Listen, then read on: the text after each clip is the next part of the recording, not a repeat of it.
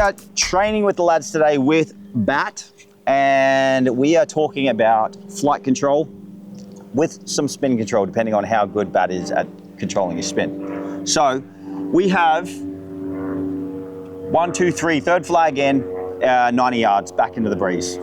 He has 60. We're going to try and hit it right next to the pin. We're talking about flight control. So go in, hit one. We've got TrackMan set up right now.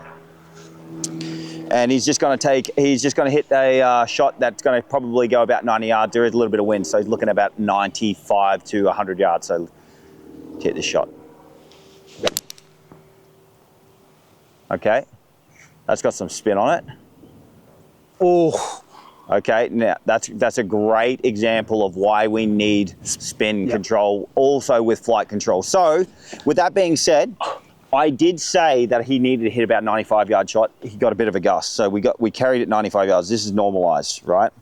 He put about 10,893 spin on it. The apex was 57 feet, so that's no problem. We just got to somehow talk about the importance of being able to control trajectory and spin. Now, that's a great shot to that front left location. If you, like I said before, if there was water down all this front side of this green and that front pin location was there, that's a great shot to hit it beyond it, spin it back.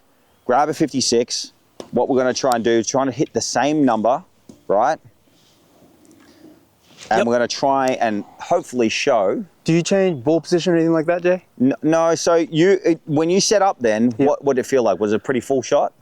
Pretty much, yeah, just basically a nice full lob wedge. Okay, so you're going to narrow the stance, right? Okay. You're going to put the ball just slightly back in your stance. So if I'm looking at it, guys, real quick.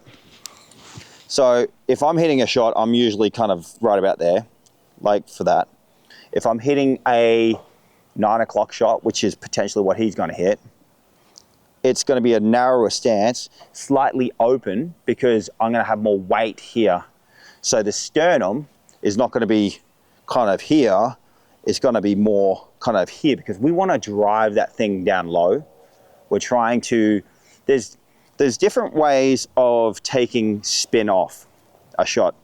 You can do it through technique, through your attack angle, in my experience, through attack angle.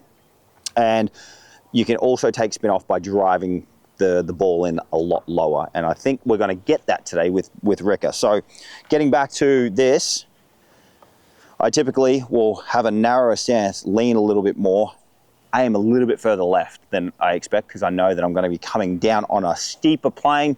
Once that plane comes in steeper, usually it forces you to have an in to out path. That's why you open up and aim a little bit further left. So little narrower stance. Little narrow stance, little bit further back in your stance, and just a little bit. Just a little shorter backswing. A little bit shorter backswing, and you're trying to flight this thing in, because like we don't want that spin. We want to try and take it off. Okay. Yep.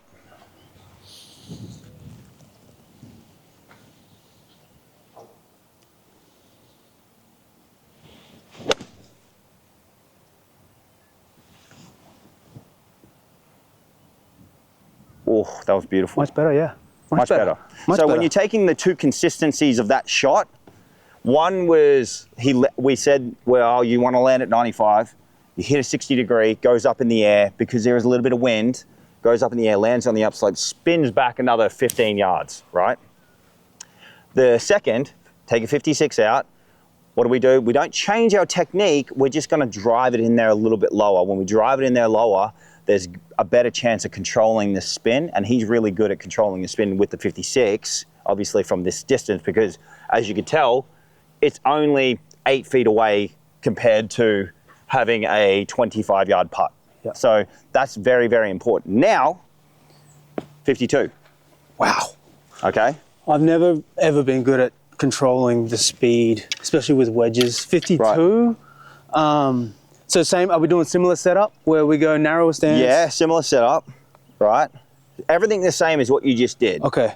But it's going to be a quarter shot. So when I talk about quarter shots or 8s, 9s, and 10 o'clock shots, I know I say, like, when we look at a clock, this is 6, this is 8, 9, 10. when we say 8, 9s, 10s, usually we say, oh, that's an 8 o'clock right there. Typically, we feel this, but it goes to there. 9 o'clock is there. We feel 9 o'clock, but it goes to there. 10 o'clock goes a little bit further as well. That's just a typical feel that every golfer does. But so you want me to feel a little bit more like an 8? I want you to feel an 8. Okay. So, and same thing. I want you to drive it in there, because what I want people to see is the different types of shots that you can play based off how you play them. You can get to any sort of pin location. So that's already hit the 60, spun it back. He's at the 56, one bounce, stop. I want him to hit this low one, and I want it to bounce 5 to 10 paces on that green. Even though there is a slope there, he's going to jam it in there a little bit lower, and it's going to be bouncing up towards. So those types of shots are for back pin locations, when there's only like 3 or 4 paces to the back edge, and it's up on a perch. You're trying to bounce it up on top of that little perch there. So, okay. Still want to be a little bit open with this? Yeah, open. Same thing as what you just did. Yep. And you're just driving in it, and you're trying to like bring that flight down maybe 10 to 15 feet low. How high did that go? 41 feet. You can bring it down to 30 feet if you want to. Wow. Okay.